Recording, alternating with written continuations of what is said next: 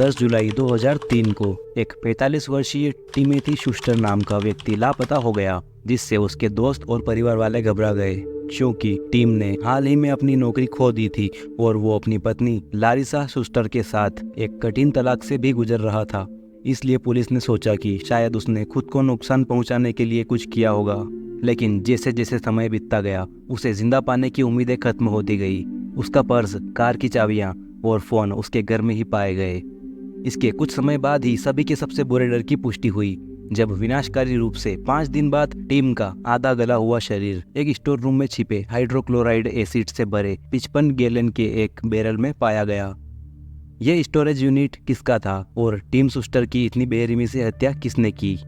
पूरी कहानी जानने के लिए वीडियो को अंत तक देखें। हमें यकीन है कि ये कहानी आपको हैरान कर देगी। लेकिन कहानी पर आगे बढ़ने से पहले अगर आप इस चैनल पर नए हैं तो कृपया हमारे इस चैनल को सब्सक्राइब कर लीजिए और साथ ही हमारे अगले वीडियो के नोटिफिकेशन के लिए बेल आइकन को प्रेस करना ना भूलें। लारिसा फोरमैन का जन्म 1 जनवरी 1960 को अमेरिकी राज्य मिसौरी के क्लेरेंस शहर में हुआ था। उसके माता पिता का नाम चार्ल्स और डाइने फोरमैन था। वो बायोकेमिस्ट्री की पढ़ाई के लिए मिसौरी विश्वविद्यालय चली गई। अपनी पढ़ाई के साथ साथ वो एक नर्सिंग होम में काम करने लगी। अपनी जॉब के समय लारिसा की मुलाकात टिमोथी शूस्टर से हुई, जिसका निकनेम टिम था, जो कि नर्सिंग स्कूल का एक स्टूडेंट था, और उन दोनों को वहाँ एक दूसरे से प्यार हो गया। ऐसे ही समय बीतता गया और 3 साल बाद 1982 में इस जोड़े ने शादी कर ली। इसके 3 साल बाद 1985 में उनकी क्रिस्टिन नाम की एक बेटी हुई, जिसके बाद 1989 में परिवार वेस्ट में कैलिफोर्निया राज्य के फ्रेस्नो शहर चला गया, जहां लारिसा को एक एग्रीकल्चरल लैब में हाई पेड वाली नौकरी मिल गई। अपने काम पर लारिसा के लिए चीजें बहुत अच्छी थी। वो अपने क्षेत्र में पेशेवर और एक मेहनती महिला थी, इसलिए उसे खुद की लैब खोलने में अधिक समय नहीं लगा। 1990 में अपनी खुद की प्रयोगशाला खोलने से पहले उस कपल ने अपने दूसरे बच्चे टाइलर को जन्म दिया, जिसके बाद उन्होंने अपनी खुद की लैब का इनॉग्रेशन किया, जिसका नाम सेंट्रल कैलिफोर्निया रिसर्च लैब रखा। उस समय तक लारिसा को घर, बच्चों और अपने नए बिजनेस के बीच अपनी सभी जिम्मेदारियों को निभाना चुनौतीपूर्ण लग रहा था। वो काफ़ी थक चुकी थी और सुबह घर से जाना और देर रात को लौटना जाहिर तौर पर बहुत थका हुआ एहसास था।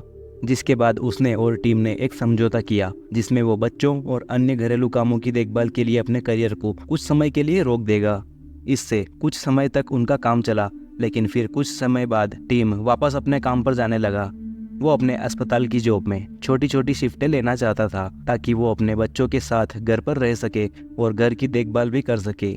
दोनों का काम अच्छा होने लगा और उनका बिजनेस खुलने के तुरंत बाद परिवार 2000 में क्लोविस शहर कैलिफोर्निया में एक बड़े घर में जाने में सक्षम था। उनके बीच सब कुछ अच्छा चल रहा था। वो एक आदर्श परिवार थे। वो चर्च में जाते थे और टीम एक स्थानीय मेसोनिक लॉज का सदस्य था। लेकिन बंद दरवाजों के पीछे की स्थिति बहुत अलग थी। शादी के 21 साल बाद उनका रिश्ता टूट गया और वो कपल अलग हो गए। उनके बीच समस्या पैसे की नहीं थी, क्योंकि उनके पास इसकी कोई कमी नहीं थी। इसके विपरीत लारिसा ने अपने बिजनेस में सैकड़ों हजारों डॉलर का निवेश किया था। अपनी 6 शिफ्टों और कुछ अतिरिक्त नौकरियों के बीच टिम भी पीछे नहीं था। वो हर साल 70,000 बचाने में कामयाब रहा, लेकिन टिम ने अपनी पत्नी से आधी कमाई ही की थी। 2001 में लारिसा ने अपने पति की कॉम्पेटिबिलिटी और महत्वाकांक्षा की कमी के बारे में शिकायतें करने लगी। 2002 तक उनकी बेटी क्रिस्टिन अपने नाना नानी के साथ रहने लगी। उसी वर्ष टिम और लारिसा का रिश्ता रुक गया और उन्होंने तलाक लेने का फैसला किया। तलाक की प्रोसेस में उनके बेटे टाइलर और डिवीजन की कस्टडी में 2 बड़ी रुकावटें आई। फरवरी 2002 में वैवाहिक संपत्तियों के मामले में लारिसा ने तलाक और अपने बेटे की कस्टडी के लिए याचिका दायर की। साथ ही उसकी ऐसी किसी भी चीज को छोड़ने का कोई इरादा नहीं था जो उसने खुद से कमाया था, और टीम पर पैसे कमाने में बेकार होने का आरोप लगाया। मुकदमे की शुरुआत में कपल ने बंटवारे का फैसला किया, लेकिन लारिसा वो सब कुछ अपने पास रखना चाहती थी। वो चाहती थी कि टिम को उसके द्वारा बनाई गई संपत्ति का आनंद लेने का कोई अधिकार नहीं है। लेकिन टिम लारिसा की इस बात से सहमत नहीं था। उसने कहा कि भले ही उसने आर्थिक रूप से कोई योगदान नहीं दिया, लेकिन उसने कहा कि कारों और घर की अन्य फिजिकल संपत्ति की खरीद में और साथ ही उसने बच्चों के पालन पोषण और घर की देखभाल में भी योगदान दिया है। उसने कहा कि वो घर पर रहा और घर का सारा काम किया, जो कि लारिसा के करियर में एक बहुत ही महत्वपूर्ण समर्थन था। क्योंकि इससे वो बिजनेस को बड़ा करने और कंपनी की देखभाल करने के लिए खुद को पूरी तरह से समर्पित करने में सक्षम थी। टिम ने यह भी कहा कि क्योंकि वो घर पर रहा और अपनी पत्नी के सपनों का समर्थन किया, इसलिए वो अपना करियर उस तरह से आगे नहीं बढ़ा सका जैसा वो चाहता था। टिम ने लारिसा के साथ ये जवाबी मुकदमा दायर करने के बाद हर्जाने में $1 मिलियन की मांग की, जिसके बाद उसी साल जुलाई में उस व्यक्ति ने अपना सामान पैक किया और अपने एक अलग अपार्टमेंट में चला गया। जब लारिसा शहर से बाहर थी तब टिम ने उसके घर से कुछ फर्नीचर ले लिया जो उसने अपनी कमाई से खरीदा था। लेकिन जब लारिसा वापस घर लौटी तो वो बहुत गुस्से में थी। उसने कई दोस्तों और सहकर्मियों के सामने टिम को बुरा भला कहा और यहाँ तक कि वो चाहती थी कि टिम मर जाए। तलाक की कार्यवाही में लारिसा ने यह भी कहा कि वो टिम से सब कुछ छीन लेगी। जिसके बाद लारिसा ने जेम्स नाम के एक लड़के से मदद के लिए पूछा जो उसके लैब में काम करता था, और यहाँ तक कि अपने बेटे को भी टिम के घर से कुछ वस्तुओं को वापस लाने में मदद करने के लिए कहा। जेम्स को ऐसा करना उचित लगा और एक दोपहर टिम की अनुपस्थिति का फायदा उठाते हुए वो दोनों टिम के घर में घुस गए और वो सभी सामान ले आए जो लारिसा ने मंगवाए थे। जब टिम घर लौटा तो वो घबरा गया। पहले तो उसने सोचा कि उसके घर में चोरी हुई, लेकिन फिर उसे यह स्पष्ट हो गया कि उसके घर से गायब वस्तुओं और गायब कागजी कार्यवाही के लिए कौन जिम्मेदार हो सकता है। जिसके बाद टीम ने अपने घर में एक अलार्म सिस्टम और मोशन सेंसर लगाने का फैसला किया। क्योंकि टीम को अब घर और बच्चों की देखभाल नहीं करनी थी, इसलिए उसने अस्पताल में फुल टाइम काम करना शुरू कर दिया। उसने अपने कुछ सहकर्मियों को बताया कि वो लारिसा के बिहेवियर से डरा हुआ था और उसने अपनी सेफ्टी के लिए परमिट पर एक गन भी खरीद ली।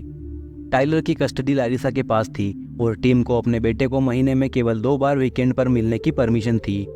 बुधवार 9 जुलाई 2003 को टीम ने अपने दोस्तों मेरी, बॉब और विक्टर के साथ डिनर किया, लेकिन ये उन दोस्तों का खुशहाल पुनर्मिलन नहीं था क्योंकि मेरी और टीम को अपनी नौकरी से निकाल दिया गया था। रात के खाने के बाद टीम और मेरी अगले दिन एक साथ ब्रेकफास्ट के लिए सहमत हुए, जिसके बाद उन्हें अपने जॉब इंटरव्यू के लिए जाना था और अपने घर जाने से पहले उन्होंने एक दूसरे को अलविदा कहा और चले गए।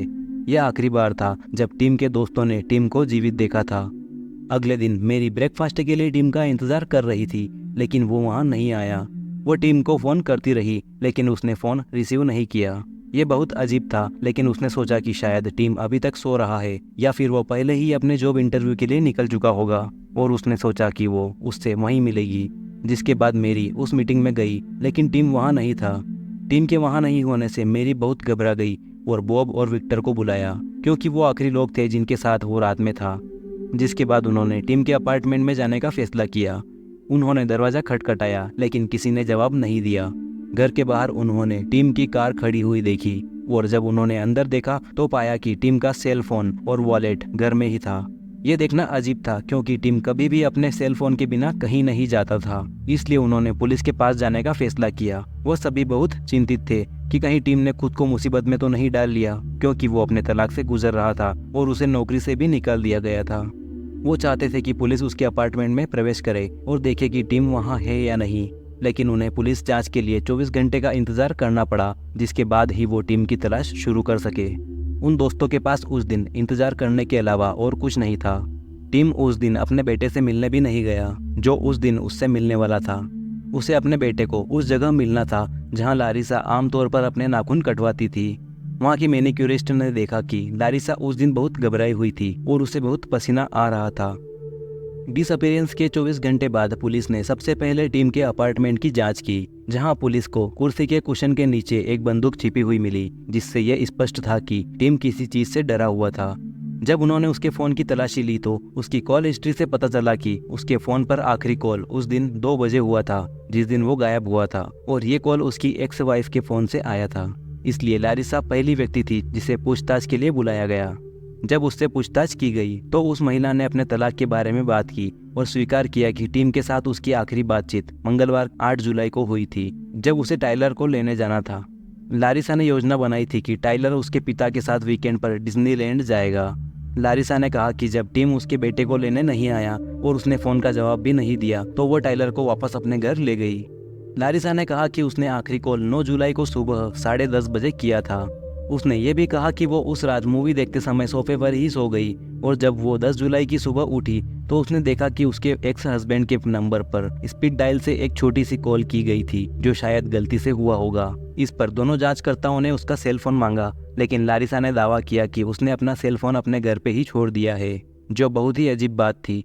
फिर उन एजेंटों में से एक बाहर की ओर गया और उसने देखा कि लारिसा की कार एंट्री गेट पर खड़ी है, और उसने पास जाकर देखा तो पाया कि उसमें एक सेल फोन भी था।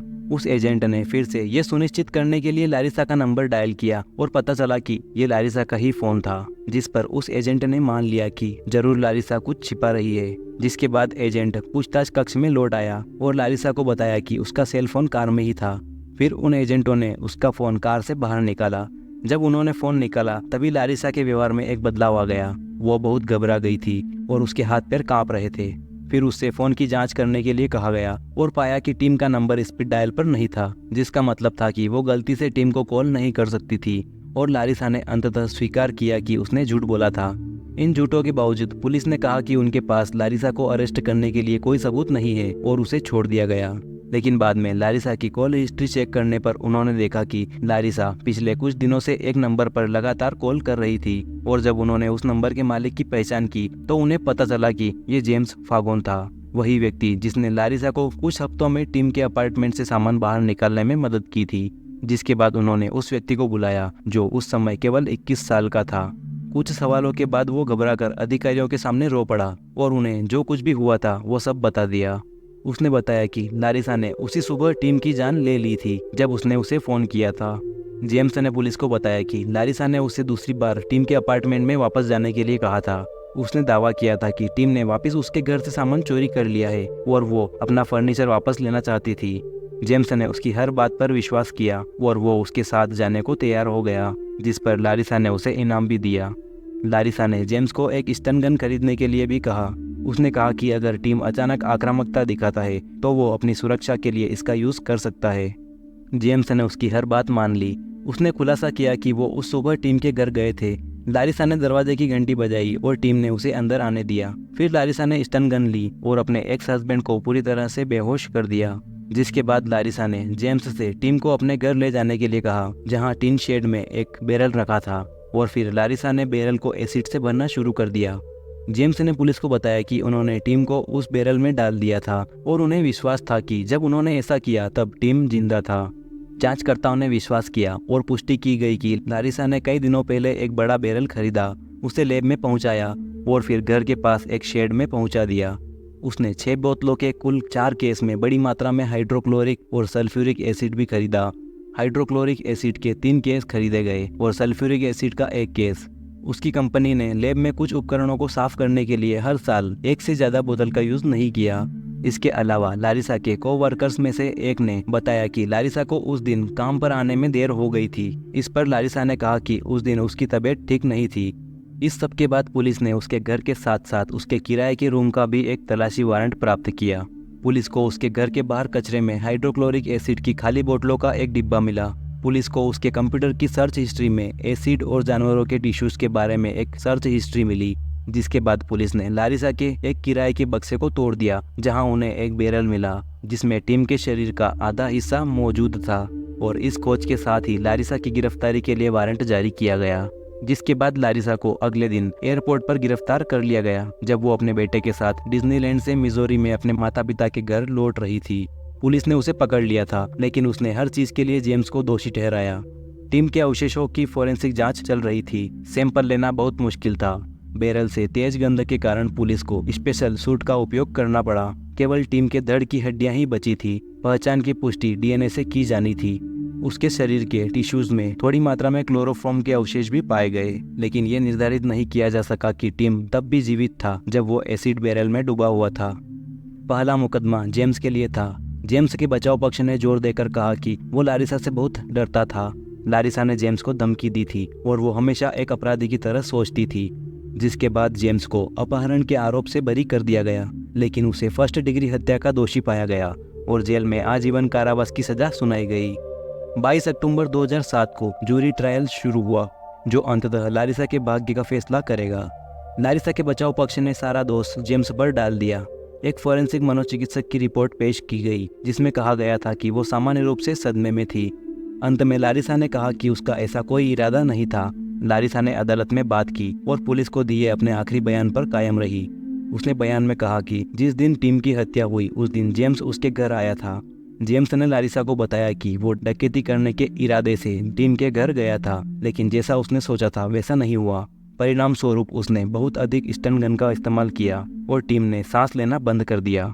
लारिसा ने अदालत को बताया कि उसने जो भी सुना उससे वो डर गई। वो स्पष्ट रूप से सोच नहीं पा रही थी और वो जेम्स के लिए केवल एक ही चीज करना चाहती थी और वो थी मदद। जेम्स को तब अपने पास मौजूद बैरल और हाइड्रोक्लोरिक और सल्फ्यूरिक एसिड के गैलन याद आए जो उसने पहले खरीदे थे। लारिसा ने कहा कि उसने खरीदारी इसलिए की थी क्योंकि वो अपने लैब के सभी उपकरणों की एक बड़ी सफाई करने जा रही थी और उसे बहुत सारे एसिड की आवश्यकता थी। उसने जेम्स से कहा कि वो टिम के अपार्टमेंट में जाए और उसका शव ले आए, जिसके बाद वो उसे एक शेड में ले गए और उसे एक बैरल में डाल दिया और उसमें एसिड भर दिया। लारिसा के अनुसार ये सब इसी तरह हुआ, लेकिन पुलिस ने इस कहानी पर कभी विश्वास नहीं किया और उन्होंने लारिसा से जेम्स के खाते में जमा किए गए $2000 के बारे में पूछा, जिस पर उसने कहा कि यह अपने बेटे टाइलर की देखभाल सहित उसके द्वारा किए गए कई कार्यों के लिए एक भुगतान था। जिसके बाद अंततः अभियोजन पक्ष ने लगभग 2 दर्जन वॉइस मेल चलाए जो लारिसा ने टीम को भेजे थे। इसमें भयानक, अपमानजनक और कई धमकियां शामिल थी। इससे लारिसा के भयानक गुस्से का पता चला। 2 दिनों के विचार विमर्श के बाद जूरी ने लारिसा के लिए फर्स्ट डिग्री हत्या के दोषी के फैसले के साथ वापसी की, क्योंकि अभियोजन पक्ष ने निष्कर्ष निकाला कि लारिसा ने अपने एक्स हस्बैंड से छुटकारा पा लिया और सारे पैसे अपने पास रख लिए। 16 मई 2008 को कई अपीलों के बाद लारिसा को पैरोल की संभावना के बिना आजीवन कारावास की सजा सुनाई गई। 2011 में लारिसा ने इस सजा के खिलाफ अपील करने की कोशिश की, लेकिन उसकी सभी अपीलें खारिज कर दी गई।